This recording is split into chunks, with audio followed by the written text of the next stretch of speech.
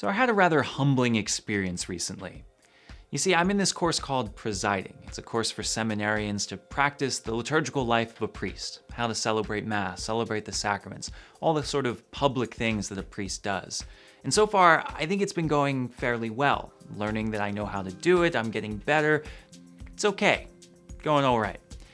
That was until last week. You see, our professor likes to keep us on our toes a little bit, challenge us with new situations. And our group was given the task of doing a complicated rite where we celebrated Mass while also baptizing a baby and receiving their father into full communion, both together. And my group chose me to be the celebrant. I was going to be the one presiding over this. And we practiced it, we worked it all out, I understood all the things I was supposed to do, and afterwards I thought it went really well. I was really excited with my performance, what I did.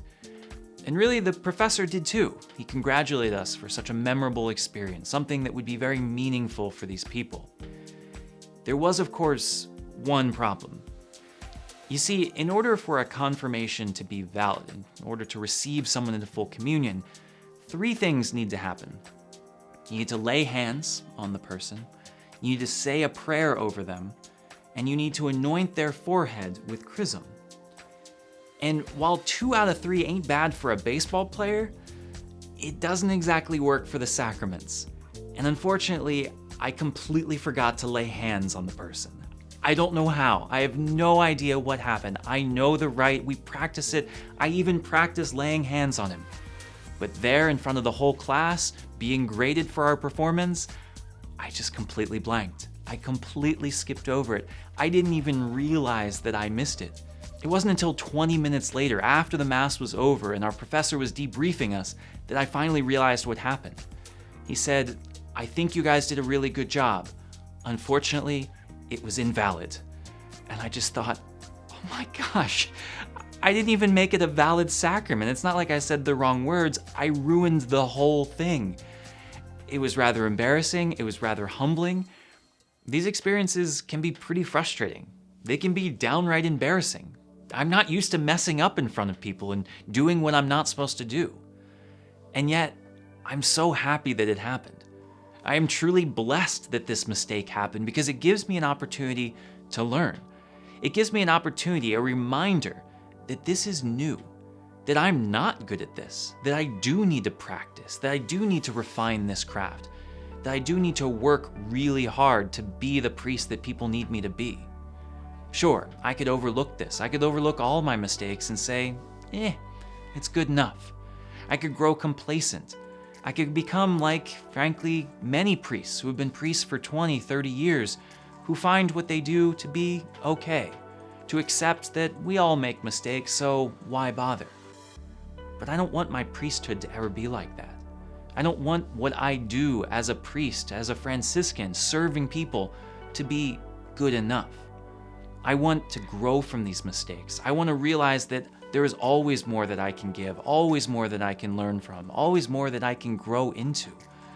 And my hope, honestly, my hope for my priesthood is not that I make no mistakes. I don't think that's a very fair expectation. My hope is that I feel as passionate in 30 years about growing from them as I do now.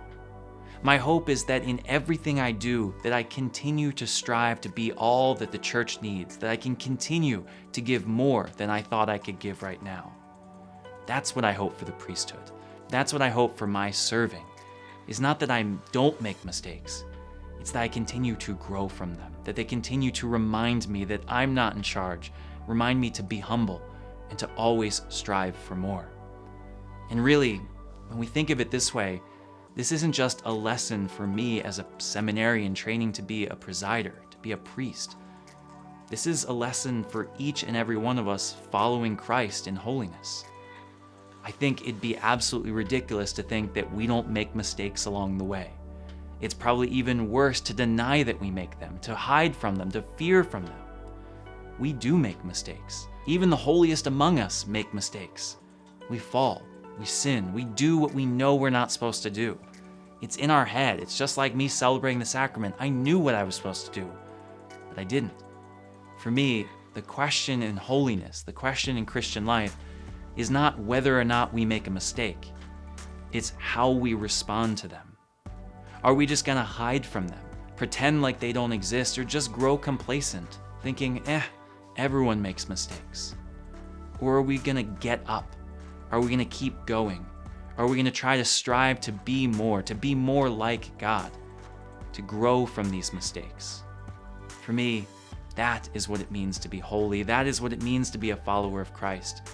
And I'm reminded of the words of Pope Francis. He says that he wants a church that is bruised and broken.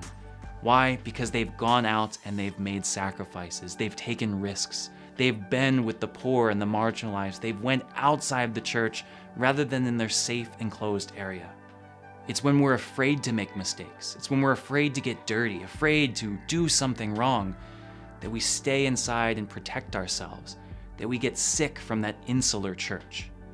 I would much rather us go out, even if we make a mistake, and try our best. This is what we are all called to do. Because really, holiness is not about being mistake-free. It's about getting up each and every time we fall to take one step further. We're gonna make mistakes. We're gonna fall. What matters is not how many times we fall, but how many times we get up, resolute to transform our mistakes into something new, to learn from what we've done wrong so that we can grow closer to Jesus. And in this way, as crazy as it sounds, I think mistakes can be an amazing blessing. That is, if we're open enough to learn from them and to act differently.